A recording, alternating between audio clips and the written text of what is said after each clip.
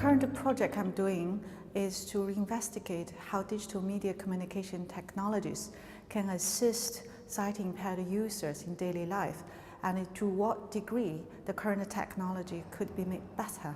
The collaboration, this interdisciplinary research approach is really broadened my mind, but I have been really lucky because I have wonderful colleagues from computer science and from media studies. We also worked really closely with the external partner. So I think this open dialogue and frequent meeting and exchange of ideas, this all helped to bring the project to it is now today. I was contacted by Cymru and asked if we would like to participate in the research. And from our perspective, it was important that we did that because we were aware that there were developing and changing needs for people with sight loss in relation to digital inclusion. As signatories to the Digital Inclusion Charter, we're always keen and enthusiastic promoters of the Charter, and we felt that this was an appropriate thing to be involved with. And also it could give evidence to RNIB Cymru in terms of future service delivery. To facilitate the researchers at Swansea University, we provided them with access to the community, to blind and partially sighted people.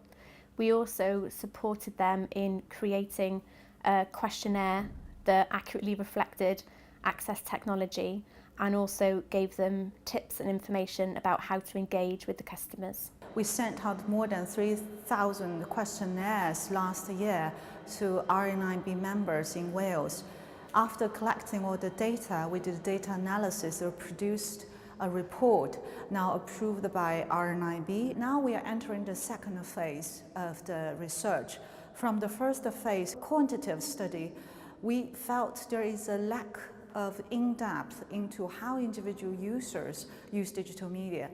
So we now organize new focus group studies, and they come to campus and discuss with our computer scientists and engage in the participatory design project. It's all very well designing something for someone who can see and hear and has no mobility issues or control issues.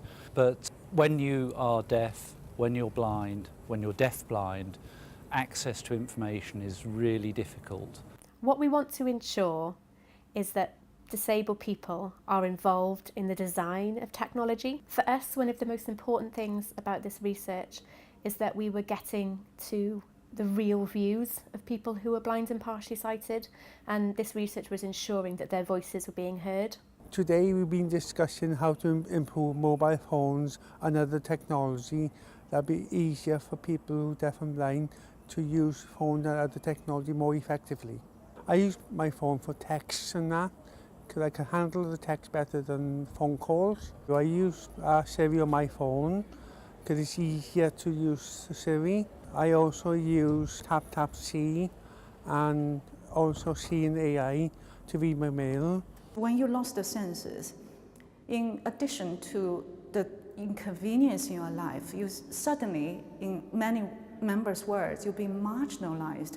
Every device for the last 10 years has had the accessibility functions on it. So we need to look at designs of technology as well, and the buttons, we could have different style of buttons. We have what's called bump-ons for people that are blind. So why don't we incorporate them in the casting of holding the computers? Technology for blind and partially sighted people is in a really great place. Accessibility features and features generally are becoming more mainstream, but what we need to make sure is that they're designed in a way that people who are not able-bodied can get the most out of it to live their lives independently.